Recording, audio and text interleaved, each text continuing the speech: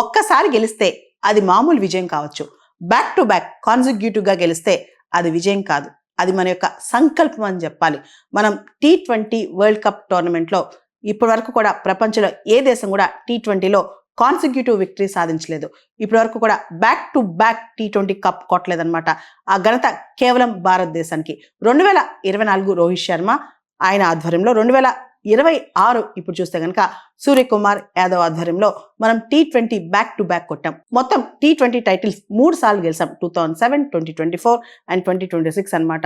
ఇప్పుడు చూసే సంజు శాంసన్ ఇప్పటిదాకా అవకాశాలు చాలా తక్కువ వచ్చిన అవకాశాలను వినియోగించుకోలేకపోయినా ఈ T20 వరల్డ్ కప్ ఫైనల్ మ్యాచ్లో మాత్రం అద్భుతాలు చూపించాడు సంజు శాంసన్. అంతేకాదు జస్ప్రీత్ బుమ్రా ఆయన బౌలింగ్ ఒక మంత్రం అని చెప్పొచ్చు.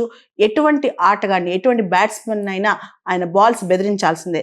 దాంతోపాటు మనం చూస్తే హార్దిక్ పాండ్యా, చాలా మంది ఓవర్ కాన్ఫిడెంట్ ఆయన అంటారు, కానీ ఏ రోజు కూడా హార్దిక్ పాండ్యా తన పట్టు విడవలేదు. అయితే మనం చూస్తే కనుక ప్రత్యేకంగా సూర్యకుమార్ యాదవ్ ఆయన ఉన్న సిరీస్ ఎక్కడ కూడా ఇండియా T20లో ఓడిపోలేదు.